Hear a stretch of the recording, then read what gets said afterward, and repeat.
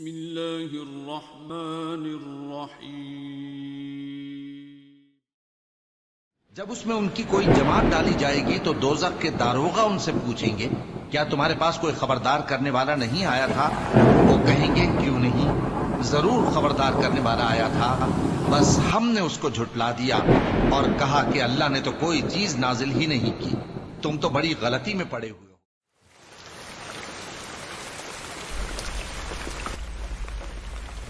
اعوذ باللہ من الشیطان الرجیم، بسم اللہ الرحمن الرحیم۔ السلام علیکم ورحمۃ اللہ وبرکاتہ۔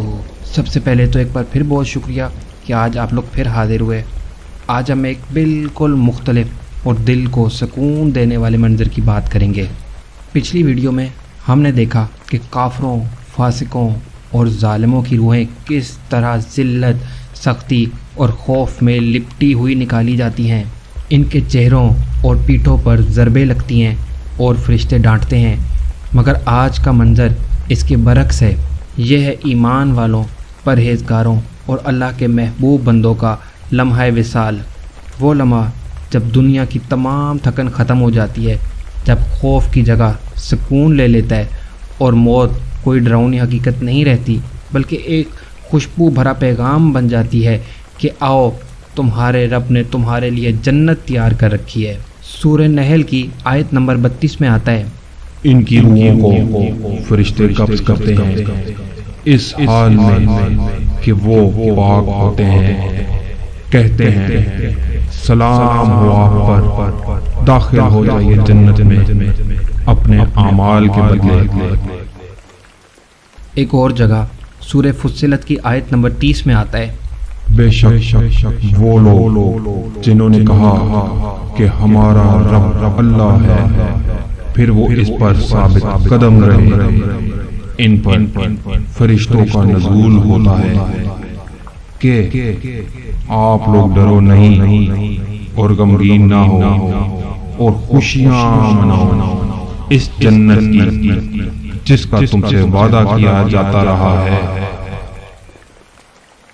یہ آیات ایک ایمان افروز منظر پیش کرتی ہیں کہ جب نیک، پاکیزہ اور ثابت قدم ایمان والے موت کے لمحے پر پہنچتے ہیں تو فرشتے ان کی روح نہایت نرمی اور عزت کے ساتھ قبض کرتے ہیں، ان سے سلام کرتے ہیں، انہیں ڈراتے یا غمگین نہیں کرتے بلکہ خوشخبری سناتے ہیں اس جنت کی جو اللہ نے ان کے لیے تیار کی ہے۔ یہ وہ لوگ ہیں جنہوں نے دنیا میں ایمان کے بعد استقامت دکھائی، گناہوں اور باطل سے بچتے رہے اور اللہ پر بھروسہ کیا، اور اب موت ان کے لیے کوئی خوفناک دروازہ نہیں بلکہ رحمت اور ابدی کامیابی کی دہلیز ہے۔ ایک اور جگہ سورہ فجر کی آیت نمبر 27 سے 30 میں آتا ہے، اے نفس مطمئنہ اب لوٹ جاؤ اپنے رب کی طرف اس حال میں کہ تم اس سے راضی، وہ تم سے راضی، تو داخل ہو جاؤ میرے نیک بندوں میں اور داخل ہو جاؤ میری جنت میں۔ جیسے ہم نے پچھلی گفتگو میں کافروں اور منکروں کے انجام پر بات کی تھی، اب ہم مومن کے بارے میں اس حدیث مبارکہ پر بات کریں گے۔ تو چنانچہ ایک طویل حدیث میں آتا ہے کہ ہم انصار کے ایک شخص کے جنازے کے ساتھ رسول اللہ صلی اللہ علیہ وسلم کے ساتھ نکلے۔ جب قبر پر پہنچے تو ابھی وہ کھودی نہیں گئی تھی، اس لیے رسول اللہ صلی اللہ علیہ وسلم بیٹھ گئے اور ہم بھی آپ کے گرد خاموشی سے بیٹھ گئے۔ آپ کے ہاتھ میں ایک لکڑی تھی جس سے آپ زمین پر لکیریں کھینچ رہے تھے۔ پھر آپ صلی اللہ علیہ وسلم نے اپنا سر اٹھایا اور فرمایا، قبر کے عذاب سے اللہ کی پناہ مانگو۔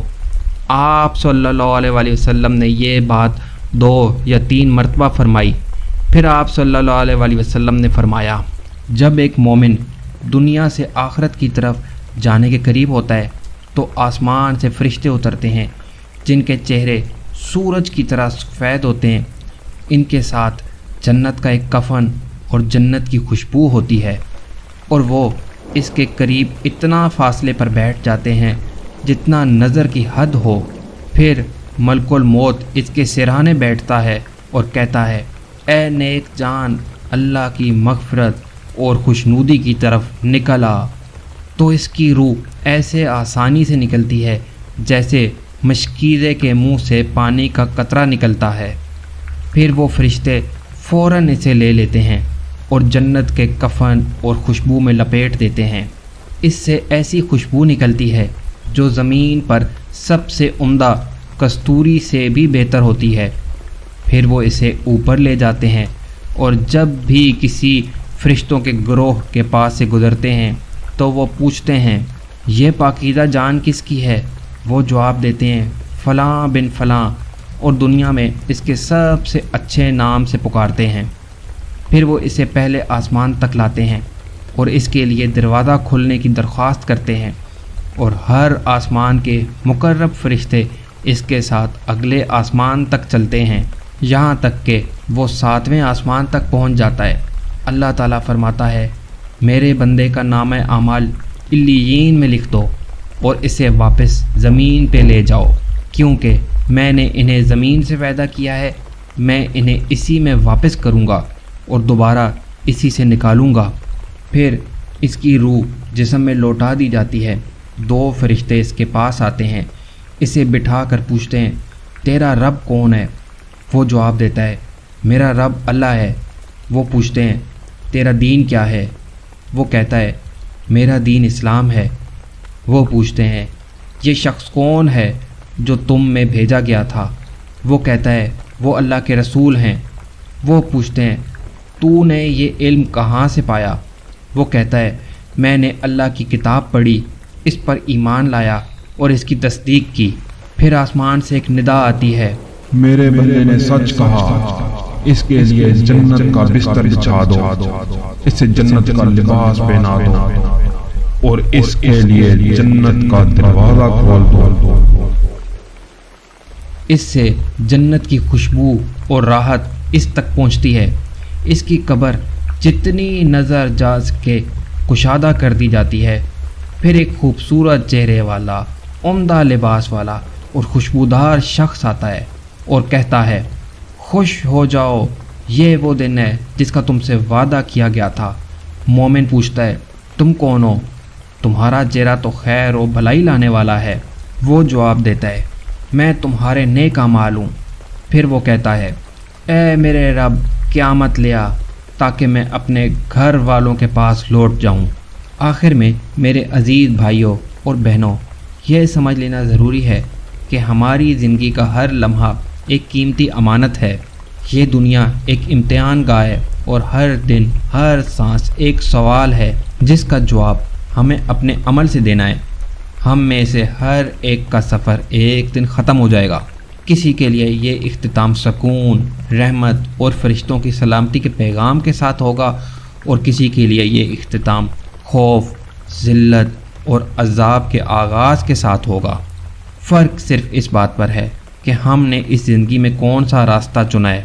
دنیا کے دھوکے، وقتی لذتیں اور فانی عزت و طاقت کے پیچھے دوڑنا ہمیں وقتی طور پر خوش فہم بنا سکتا ہے، لیکن حقیقت یہ ہے کہ قبر کی تنہائی اور موت کی سختی کو کوئی دنیاوی سہولت یا اقتدار کم نہیں کر سکتا۔ ایمان، تقوی، صدق، امانت، والدین کی خدمت، مظلوم کا سہارا بننا اور حلال کمائی ہی وہ اعمال ہیں جو موت کو آسان اور قبر کو جنت کا باغ بنا دیتے ہیں۔